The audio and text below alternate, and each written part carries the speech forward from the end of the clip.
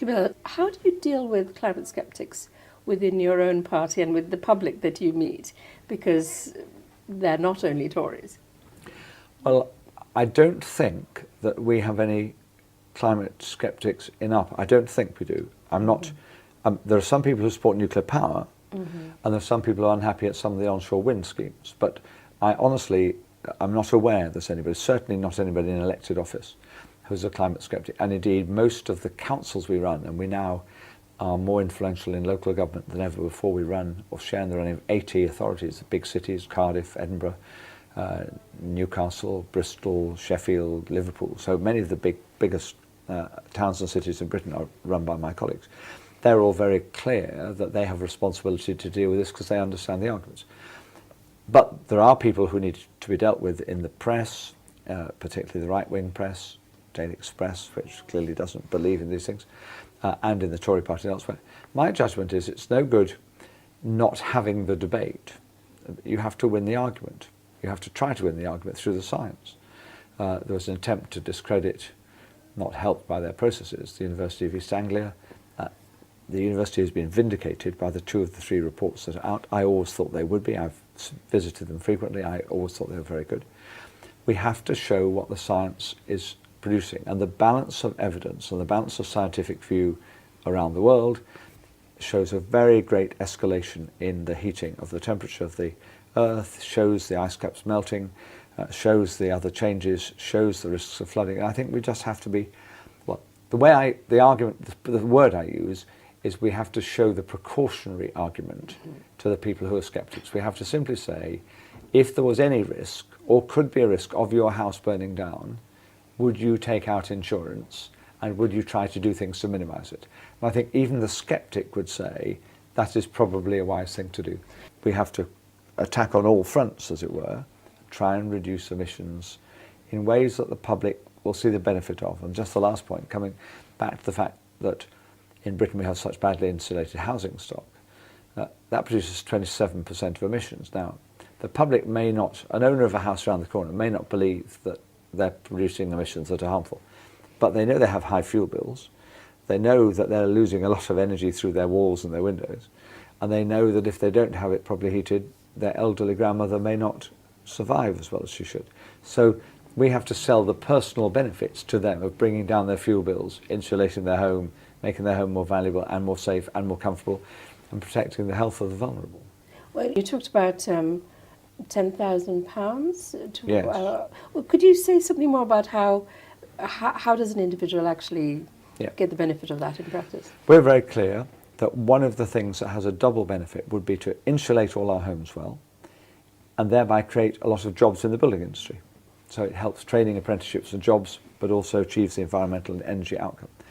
And the proposal is that we set up a finance mechanism, so a central finance resource into which pension funds, companies can invest, and individuals. They do the lending. They're underwritten by government, so they're secure. You as the householder would apply. You would say, I would like to claim the 10,000 which is available as a maximum to any householder. You would have your home surveyed by somebody organised by your local council, but independent of the sellers of the products, so it had credibility. They would give you a report. They would establish the cost of doing everything, and then the things that you wanted to be done that came within that you would sign up for. That would be done without any money coming to you, so the money would be paid directly to the person who did the work, and it would be charged by a charge on your property, or the property of the owner if you were a tenant, which would be there until it's been paid off, and it would be paid off over 25 years as your bills go down. So as your bills go down, they have a top-up. The total would still be less than you would have paid, and anyway, it's not coming out of your pocket because it's a charge on your home which you could pay off early, but otherwise transfers if your home is sold. So it's very secure. The government back it, local government organise it, and we would hope to reach, you can't reach every home in Britain, and it's a free society, and people can say, no, thank you, I don't want my home to be insulated, I want to live with my drafts. But a Liberal obviously is not going to compel them not to do that. but we believe it's the most generous of the three major party schemes. It is more secure because it relies on a government-backed process. It's been tried in some other countries, and it could start in planning this year coming and have a 10-year scheme. Most homes in Britain over 10 years would then benefit. Do you think that social media like Facebook and Twitter and various forms of new media can help people to become, first of all, aware of this, and second of all, to understand the need for it, other than simply in terms of their own energy bills? Will they become aware of the wider issues? I think two things. I think we need to help consumers make the choices, and the energy companies have been hopeless, bluntly.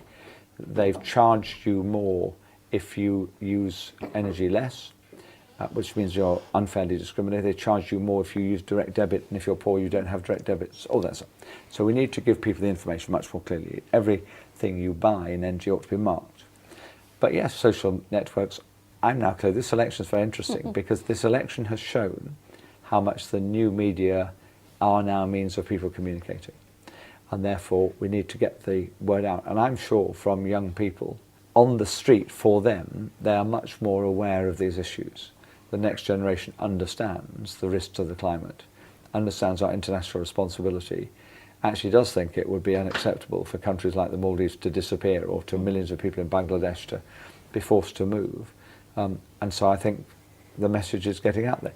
There may be people, older people and some younger people, who don't buy it. But that's always been the case for science. There were people who argued the world was flat long after most people had accepted it was round. To move to that kind of international field, I mean, this interview will be tweeted and retweeted, I'm sure, many times, and it'll be on OneClimate.net, which is a new media tool and platform. But to move to that sort of global arena, you mentioned the Maldives.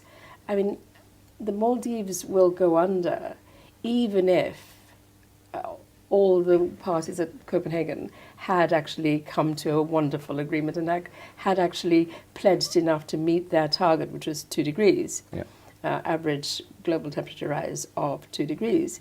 But of course they didn't at all, and we all know that that conference was a disaster.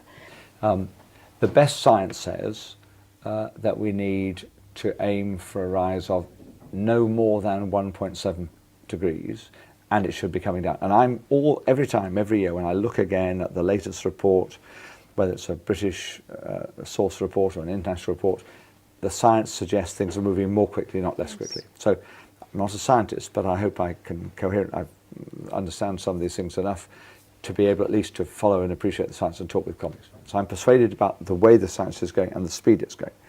If that is the case, we need very urgent action now. And that's the sort of frustration of the political process. Copenhagen was structurally completely not up to the task of delivering. And therefore, to answer your question, but indirectly, we need a very much better process of international decision making. And the UN needs reform. I've argued for a Climate Security Council. People like Crispin Tikel have argued for a World Environmental Organization, which has enforceable mechanisms. That seems a good idea too. We need them to move to that set of conclusions urgently. Of course, America and China have to be locked in, not locked out, but the European Union could be much more bold, and Britain could be much more bold within the European Union. And had we played the card at Copenhagen that said we will reduce emissions to 30% now, not wait for you, not make it conditional, others might have followed. They might not, but they could have done. So we need to be bolder. And if we're in government or influencing government after the election, we will make sure we can be and are bolder.